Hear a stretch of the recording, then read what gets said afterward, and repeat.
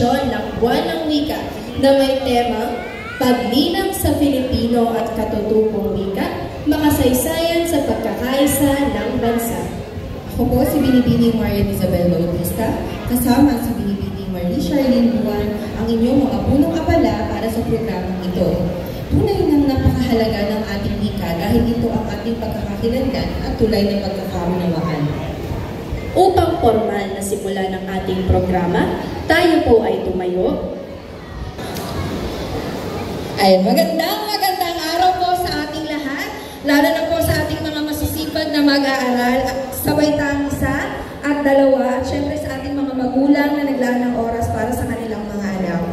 Ngayong buwan ng Agosto, ating ipinagdiriwang ang Buwan ng Wika sa temang Paglinang sa Filipino at Katutubong Wika, makasaysayan sa pagkakaisa ng bansa.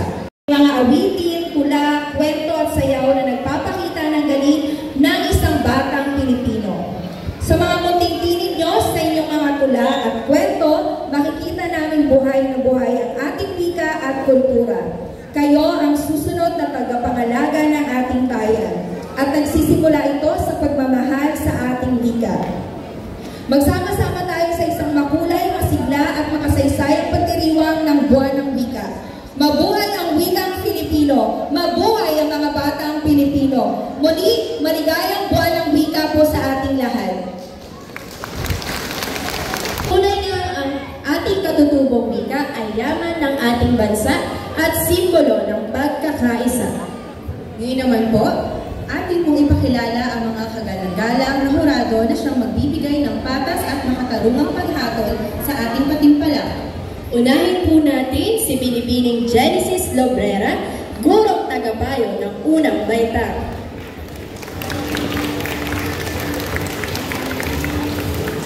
Ang ating ikalawang hurado ay si Binibining Angel Felizmena, gurong tagapayo sa ikalawang baita. At ang ating ikatlong hurado na si Binibining Josel Obenza, gurong tagapayo sa unang baita.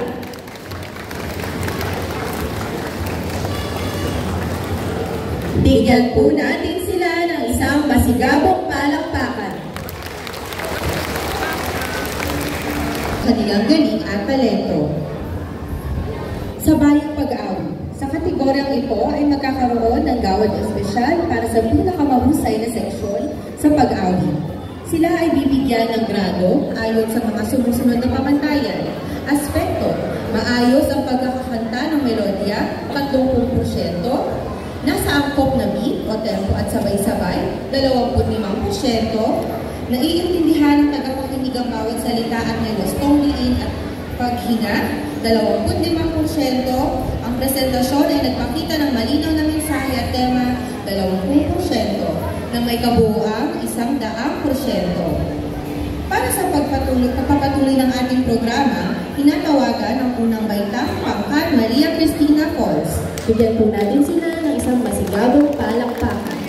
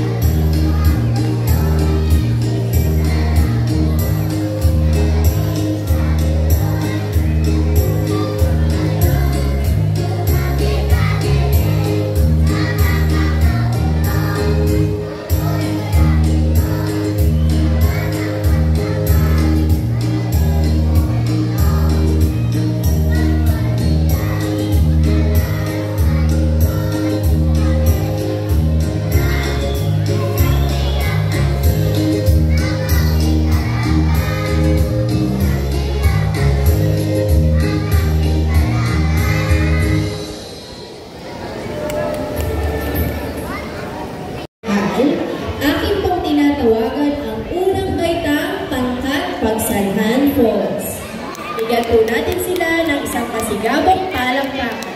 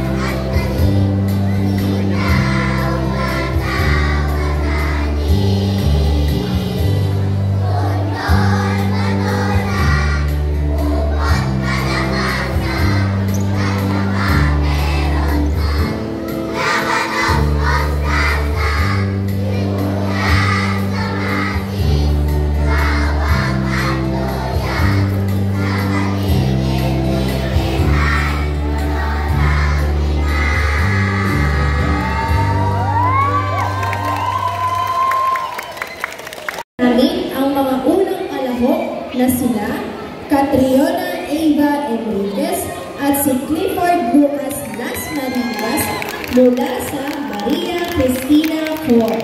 Bigyan po natin sila ng isang masigabong palakpakan.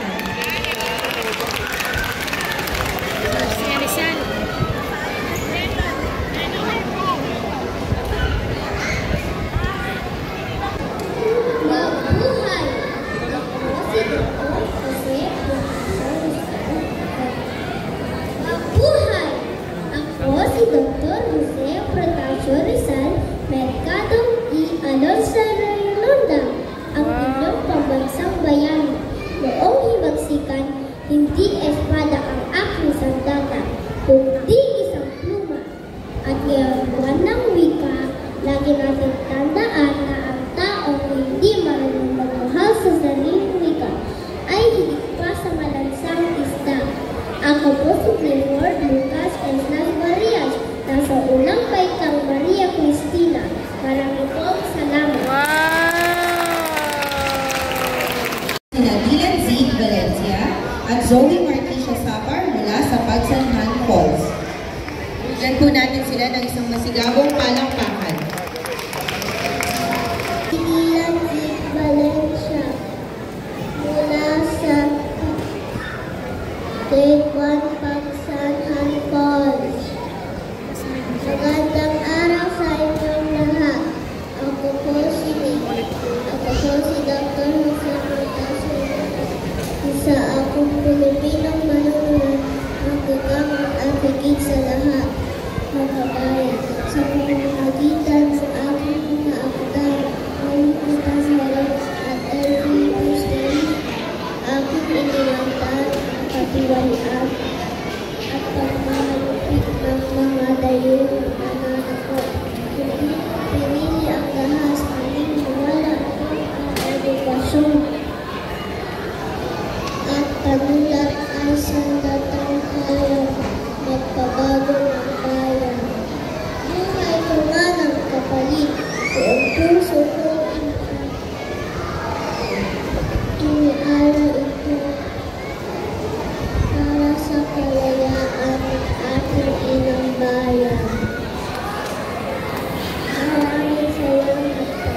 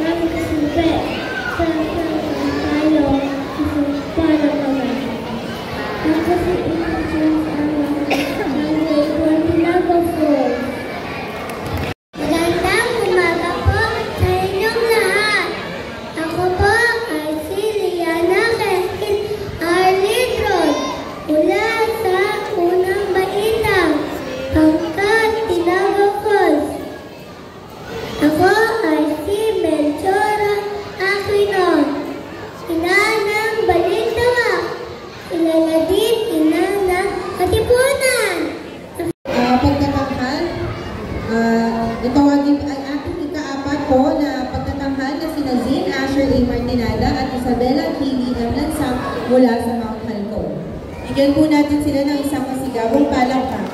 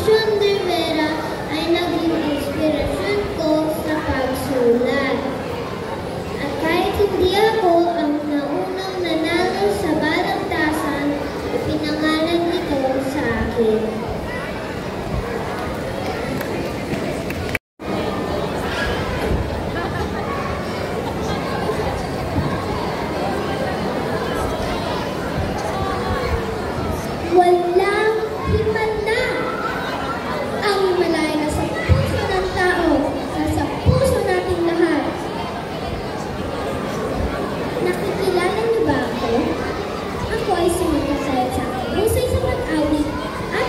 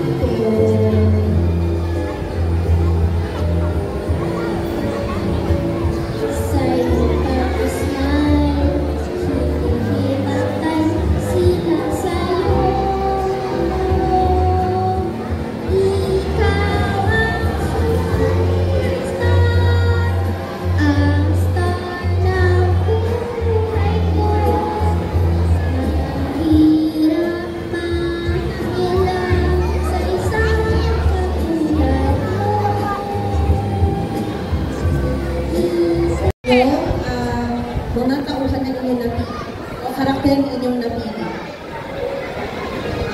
Ngayon po, paalala sa mga magulang. Ito ang siyang tatanghaling mga panalo para sa makabayang kasuot. Sa pagpapaalala po muli sa sabayang pag-awit, aspekto po na ating tinitingnan ay ang maayos po na pag-aangkat. Sa pagpapatuloy ng ating programa, ang ating ikatlong kategorya ay ang pagbigkas ng tula. Bawat seksyon ay kailangang magtalaga ng isang kinatawan na magbibigay ng isang maikling tula. Pipili ang mga hurado ng isang pinakamahusay na magtatanghal na siyang tatanghaling panalo sa pagbigkas ng tula. Sa kategoryang ito, narito ang mga sumusunod na pamantayan. Mga aspekto, una, malinaw ang pagkabigkas at may tamang diin sa bawat pantig ng salita, 30%. Pangalawa, may pagtaas, pagbaba at damdamin sa tinig, 25%. Pangatlo, may angkop na bagal o bilis sa pagbigkas ng tula, 25%. At panghuli, presentasyon at mataas na kumpiyansa sa sarili, 20%. Para sa kabuuang 100%. Sa pagpapatuloy po ng ating programa, ating pong tinatawagan ang unang kalahok na si Conrad Angelo Nicasio mula sa Maria Cristina po. Bigyan po natin siya ng isang masigabong palakpakan. Umaga po sa inyong lahat. Ako po si Conrad Angelo Nicasio nagmula sa unang baitang ng talon ng Maria Cristina. Wika natin, yaman natin. Wika natin ay mahalaga sa tahanan, paaralan at bansa. Sa bawat salitang ating binibigkas, pagkakaisa ay lalong lumalagas. Tagalog, Ilocano at Cebuano, Waray, Kapampangan at Maranao. Katutubong wikay yaman ng bayan, dapat ingatan at pahalagahan. Pilipino'y ating pagkakakilanlan, sa puso't isipan ay ingatan. Ang wikay hando at ginagamit, pagmamahal sa bayan ay prinsipyo sa dibdib. Wika natin, yaman natin. Maraming salamat po. Maraming salamat, Conrad. Para po sa ating ikalawang pagtatanghal, tinatawagan namin ang ikalawang kalahok na si Queen Tiaira M. Chua mula sa Pagsanhan Falls. Bigyan po natin siya ng isang masigabong palakpakan. Tandang araw sa iyong lahat. Ako po si Queen Tiaira M. Chua ng Grade 1 Pagsanhan. Wika natin, yaman natin. Wika natin ay mahalaga sa tahanan, paaralan at bansa. Sa bawat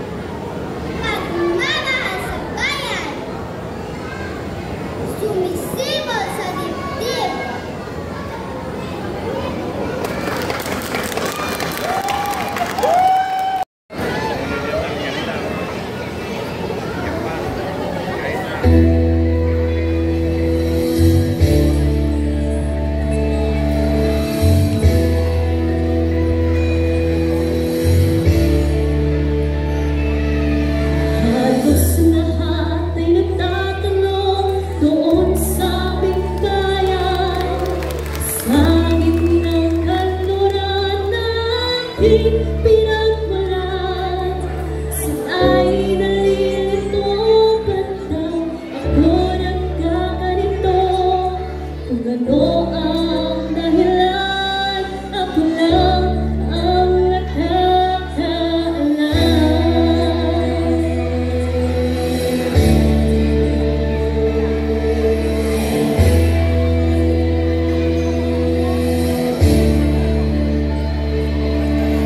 Magulang ko'y ginawa ng lahat ng paraan upang mahiwalay sa aking natutunan.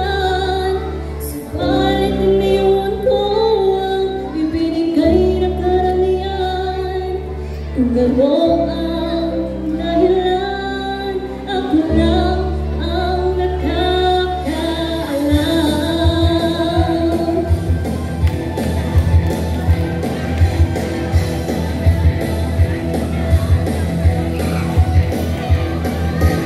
Musika ang buhay na aking tinataglay. Tuturin lang dahilan kung bakit ako naglalakbay.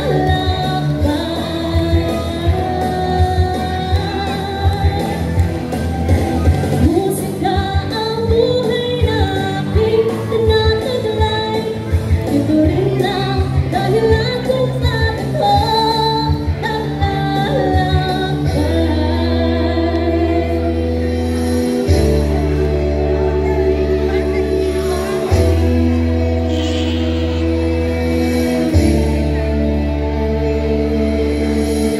ngayon ay pinarito upang ipaalam na di ako nagkamali sa aking daan. At ipaala'y di ko na makantay, kundi ang malamang tama ang aking ginawa.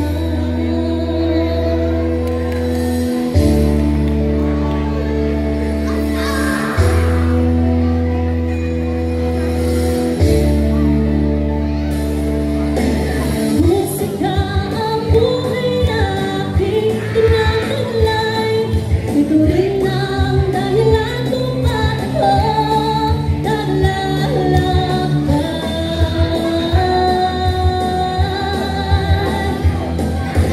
Musika ang buhay na aking tinataglay. Tuturin lang dahilan kung bakit ako naglalakbay.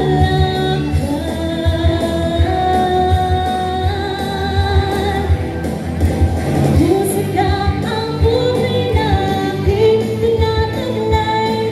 Tuturin lang dahilan kung bakit ako naglalakbay.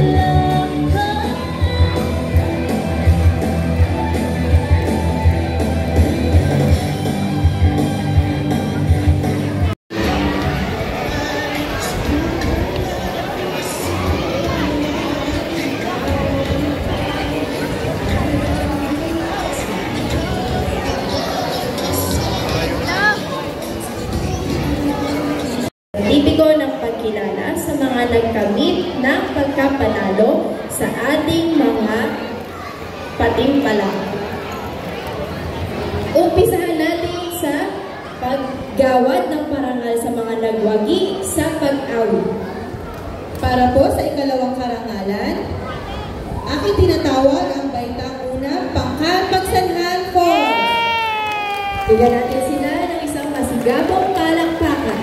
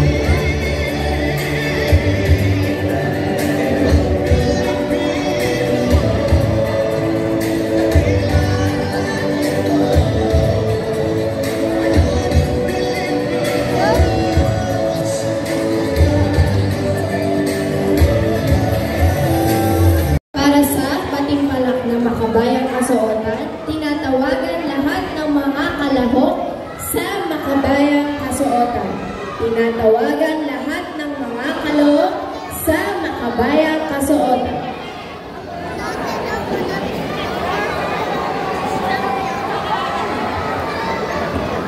At pati na rin sa paggawad ng karangalan sa mga kalahok ng pagsambit ng tula, tinatawag lahat ng kalahok na pumunta sa harapan sa pagsambit ng tula. Lahat ng kalahok sa pagsambit ng tula, mangyari lamang po na pumunta sa harapan.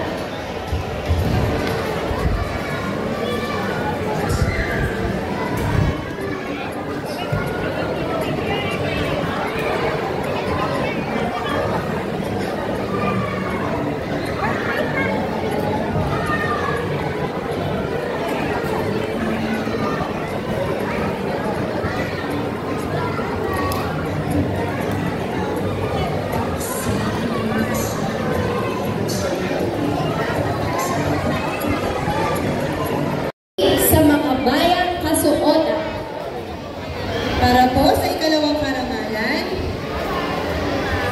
tinatawag po namin si Zane Asher A. Martinada, ikalawang baitang pangkat Maghalcon. Bigyan po natin siya ng isang masigabong palakpakan.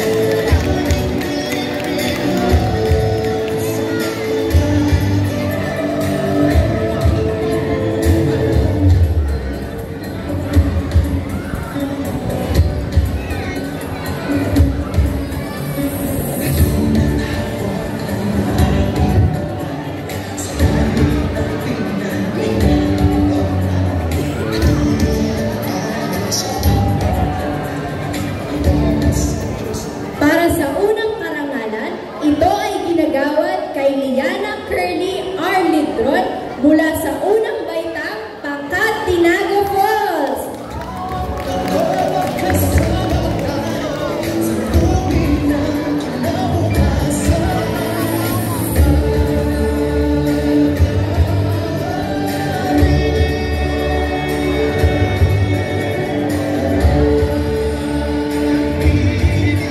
Para sa ating kampiyon, tinatawag si Isabela Kaylee M. Lansang, ikalawang baitang pangkat Maghalcon.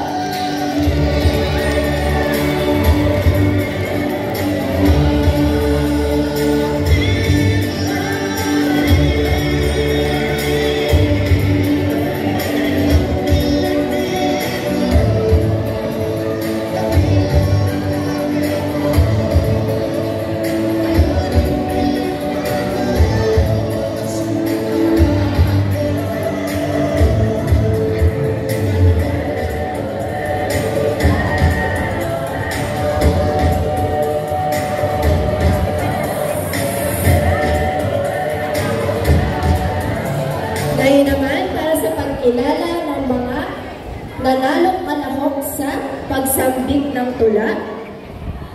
Para sa ikalawang karangalan, aking tinatawag si Queen Ira M. Baitang unang pangkat Pagsanhan ko.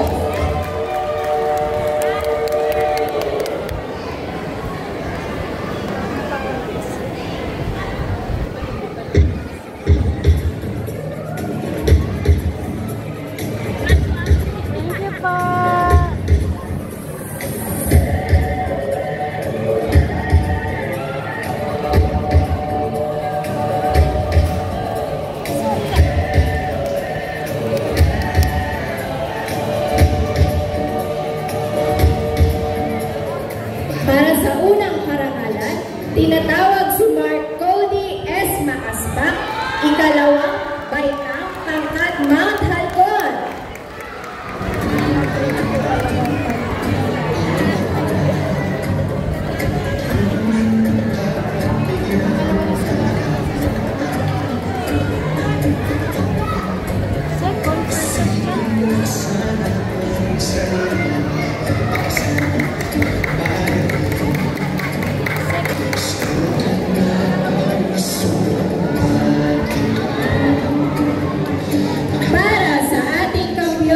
Tinatawag si Skyla Ariza, ikalawang